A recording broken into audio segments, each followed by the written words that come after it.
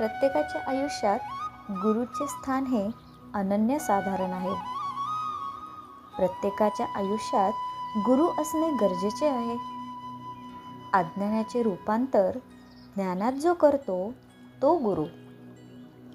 प्रत्येक वेळेला गुरु नामांकित व्यक्ती असावी असे काही नाही. ज्याच्या विचाराने आपण मनातील नकारात्मकतेला सारून उजेडाकडे जातो तो गुरु मानावा.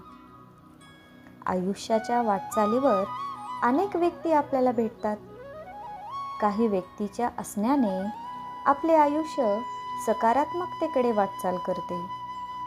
विचारात बळ यायला लागते, प्रगती मार्गी लागते आणि आयुष्याला एक नवी दिशा मिळते. तोच गुरु मानावा. ज्ञानाचा भांडार असून त्याचा योग्य मार्गाने वापर होत नसेल तर ते ज्ञान शून्य आहे. पण याच ज्ञानाला गुरुरूपी साथ लाभली तर आयुष्याचे सोने कधी होईल हे आपल्यालाही समजत नाही. गुरु हे आत्म्याला जागृत करणारे असतात. गुरु म्हणजे ब्रह्मा, विष्णू, महेश यांचा त्रिगुणात्मक रूप अवतार आहे. ज्ञान आणि अनुभव याची सांगड घालून सुखकार मार्ग दाखवणारा गुरु होय.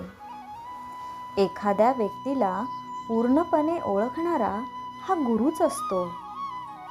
गुरुशिवाय आत्म्यास मोक्षप्राप्ती नाही.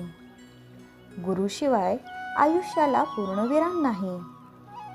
गुरुशिवाय आनंदाचे हिंदोळे नाही आणि गुरुशिवाय माझ्यातला मी नाही.